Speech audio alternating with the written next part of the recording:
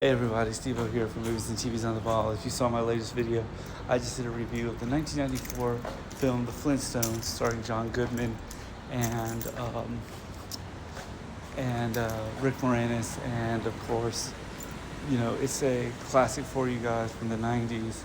But in 2000, because apparently the sets were expensive, they did instead of doing a sequel to The Flintstones, they did a origin prequel film called Viva Rock Vegas, which didn't star the original cast.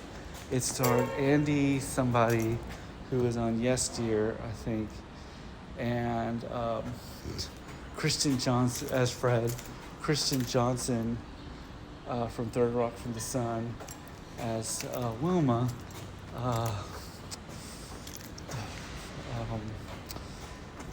Jane Kwasowski from 30 Rock as Betty, and Christian Johnson from Third Rock from the Sun, and of course Stephen Baldwin, who was probably the big name that they had, as Barney Rubble, who I think probably had the best, probably was a lot more, had the more characteristics to Barney than I think Rick Moranis did. But I think just because that's Stephen Baldwin. The second film was sort of, a prequel. You had Wilma was going to try to marry this rich guy, and he kind of sabotages Fred's winnings, try to sabotage Fred's relationship with Wilma. And it's kind of the origin of how we got there. And don't you want to know how the birth of Dino happened, where Dino was actually in the Ferris wheel as a prize that opened up from an egg.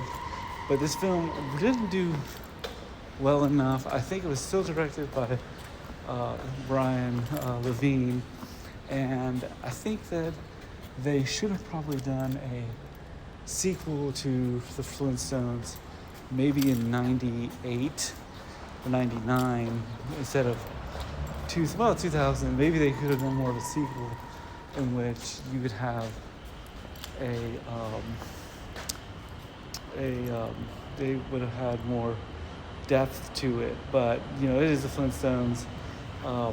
But for this video, I just want to know what's your thoughts on the Flintstones. You check out my review and tell me what you think. And what's your thoughts on the Flintstones Viva Rock Vegas? Is it an unnecessary sequel? Is it an unnecessary, aka unnecessary prequel? Do you feel like they should have just not done it? Maybe they were just trying to get their money back from maybe a big budget. I think it bombed at the box office.